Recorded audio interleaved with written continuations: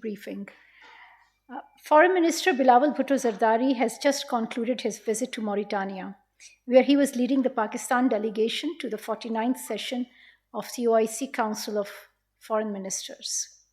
After Pakistan's successful tenure as the chair of 48th OIC CFM, the foreign minister handed over the chairmanship to Islamic Republic of Mauritania, the incoming chair of the 49th OIC CFM. In his statement, Foreign Minister underscored the importance of the unity of Islamic Ummah and the role of OIC in overcoming regional and global challenges to peace, security, and development. He called for peaceful resolution of the lingering disputes and highlighted the case of Palestine and Kashmir as common causes of the OIC. Foreign Minister also drew attention to the humanitarian situation in Afghanistan and called for OIC action against Islamophobia and climate change.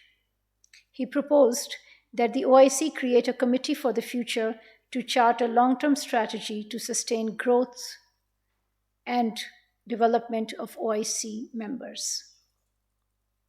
Foreign Minister also attended the OIC contact group on Kashmir, where he had called for an end to human rights violations in IIOJK and underlined OIC's important role in resolution of the dispute in accordance with the wishes of the Kashmiri people and the relevant resolutions of OIC and United Nations Security Council. In another important development at OIC CFM, a senior Pakistani diplomat, Ambassador Aftab Ahmed Khokhar, has been elected as OIC's Assistant Secretary General for Science and Technology for 2024 to 2029. Ambassador Khokhar is currently serving as Pakistan's ambassador to Austria and permanent representative of Pakistan to Vienna-based international organizations.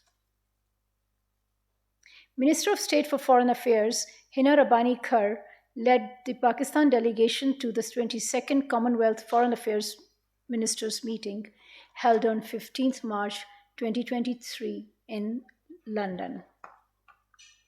The Minister of State presented Pakistan's perspective on global and regional developments and their implications for developing countries, including Pakistan.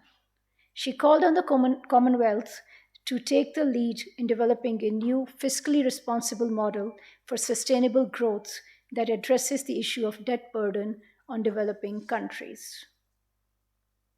The Minister of State outlined the importance of international collaboration on climate change and availability of significant, additional, and predictable financial resources for climate adaptation and mitigation. She also called for early operationalization of the Loss and Damage Fund and associated arrangements.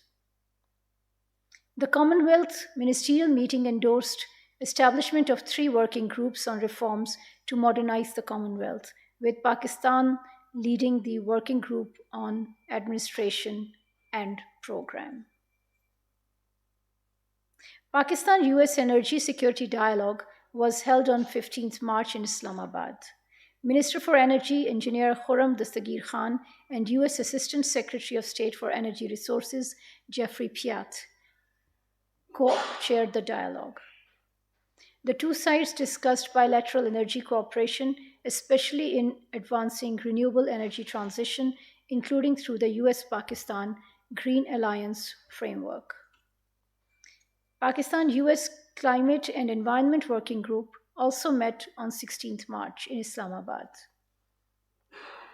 Minister for Climate Change, Senator Sherry Rehman, led the Pakistan delegation, while the US delegation was led by Assistant Secretary of State for Oceans and International Environment and Scientific Affairs, Monica Medina. Agenda included discussions on climate change matters and energy transition, water management and efficiency, agriculture, air quality, and solid waste management, including plastics recycling.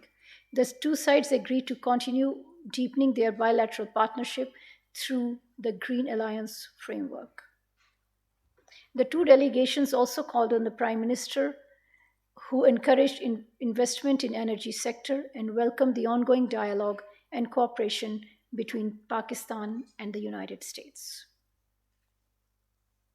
Yesterday, Pakistan and Australia held eighth session of Pakistan-Australia senior official talks in Islamabad.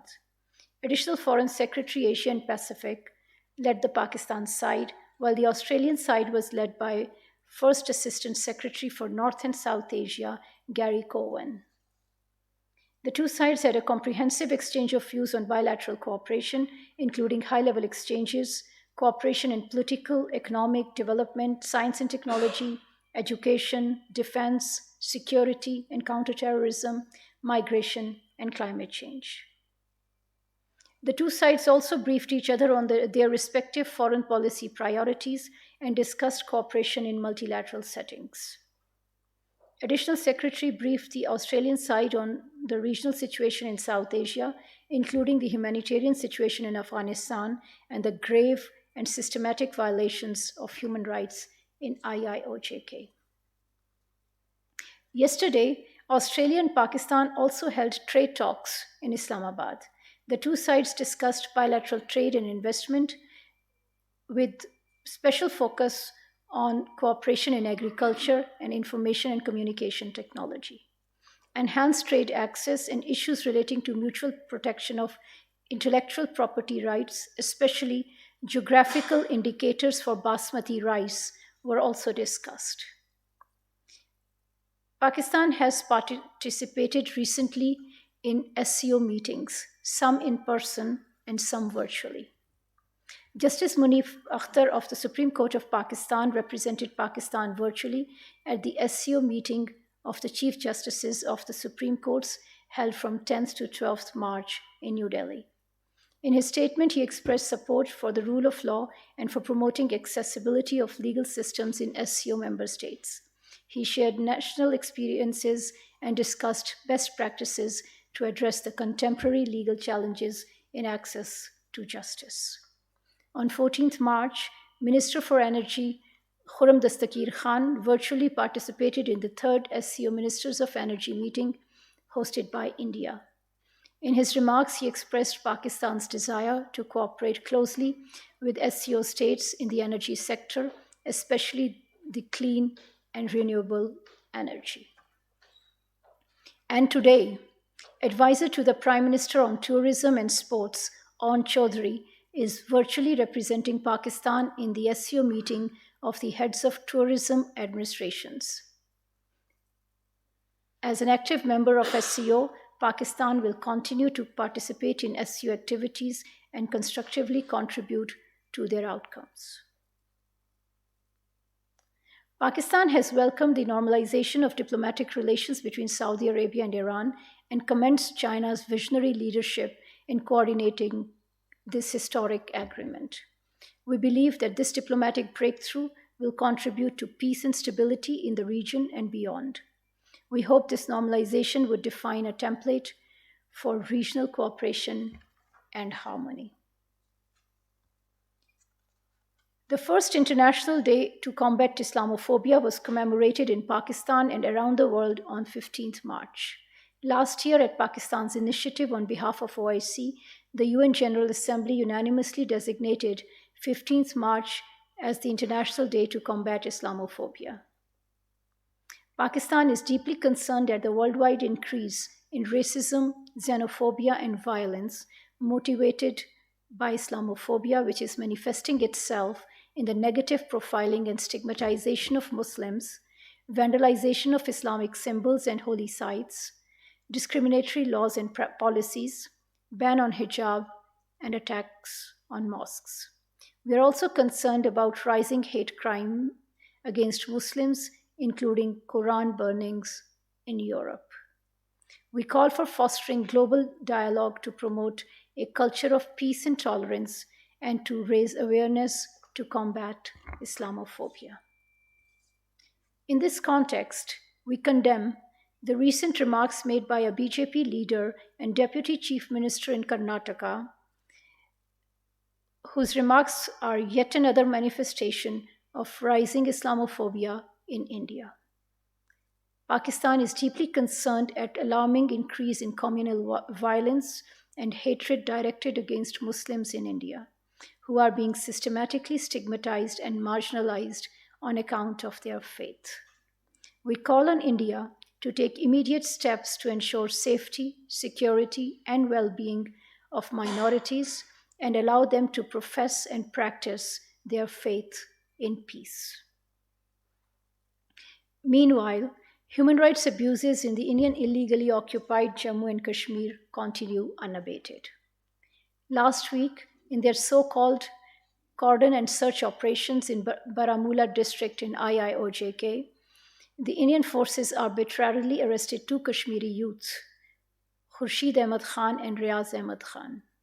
They also raided the houses of all parties Hurriyat Conference leader Muhammad Iqbal Mir, religious leader Qazi Yasir, and jailed Jammu and Kashmir Salvation Movement chairman Zafar Akbar Butt.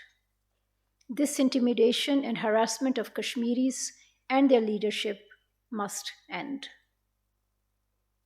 Pakistan will continue to raise its voice against the grave human rights violations in IIOJK.